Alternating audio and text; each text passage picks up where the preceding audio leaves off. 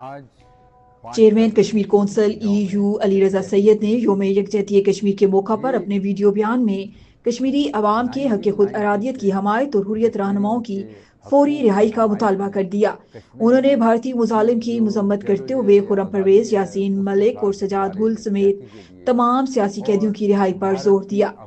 علی رضا سید نے پاکستانی عوام اور حکومت کی مسلسل حمایت پر شکریہ ادا کرتے ہوئے کہا کہ یہ یکجہتی کشمیری عوام کے حوصلے بلند کرتی ہے۔ انہوں نے اقوام متحدہ، یورپی یونین اور عالمی برادری سے مطالبہ کیا کہ وہ مسئلہ کشمیر کے منصفانہ حل اور بھارتی مظالم کے خاتمے کے لیے عملی اقدامات کریں۔ آج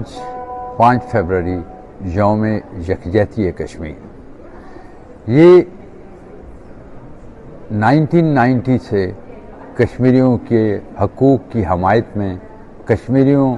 کی جو جدوجہد آزادی ہے اس کے ساتھ اظہار یکجہتی کے لیے اور بھارت کی آکوپیشن کے خلاف پاکستانی قوم جو ہے وہ کشمیریوں کے ساتھ یکجہتی کے لیے اظہار کرتی ہے۔ ہم ان کے شکر گزار ہیں، ہم پاکستانی قوم کے شکر گزار ہیں جنہوں نے 70 سال سے کشمیریوں کے ساتھ یکجہتی کا اظہار کیا اور کر رہے ہیں۔ نامساعد حالات کے باوجود وہ آج بھی کشمیریوں کے حقوق کی بات عالمی فورم پہ کی جاتی ہے۔ تو میں سمجھتا ہوں کہ یہ وقت ہے کہ ہم عالمی برادری کے ضمیر کو جھنجھوڑیں، ہم انہیں یاد دلائیں کہ آپ نے کشمیریوں کے ساتھ ایک وعدہ کیا تھا حق خود ارادیت کا، کشمیریوں کے ساتھ جو ان کے جو بنیادی حقوق ہیں وہ بھی انڈیا نے سلب کیے ہوئے ہیں۔ تو ہم چاہتے ہیں کہ وہ حقوق بحال کیے جائیں۔ ہمارے جو پرزنر ہیں، ہیومن رائٹس ایکٹیوسٹ ہیں، خرم پرویز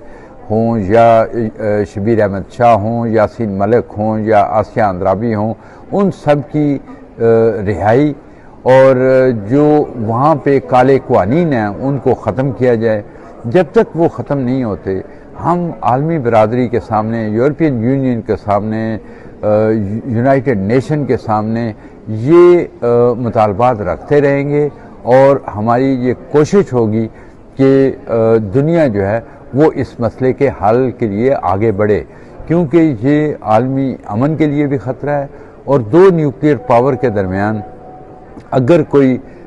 غلط فہمی سے کچھ بھی اقدامات اٹھائے جاتے ہیں جس سے اس خطے کا امن ہے وہ بھی خطرے میں پڑ سکتا ہے اور عالمی امن جو ہے اس کو بھی خطرہ لاحق ہو سکتا ہے۔ تو اس لیے آج تجدید عہد کا دن ہے۔ ہم چاہتے ہیں کہ تمام کشمیری، تمام پاکستانی جہاں جہاں بھی ہیں وہ اس دن کو منائیں اور دنیا کے سامنے اس کو رکھیں کہ کشمیری سراپا احتجاج ہیں، وہ اپنے حقوق کے لیے جدوجہد کر رہے ہیں اور انشاءاللہ یہ جدوجہد کامیابی کے ساتھ ہمکنار ہوگی۔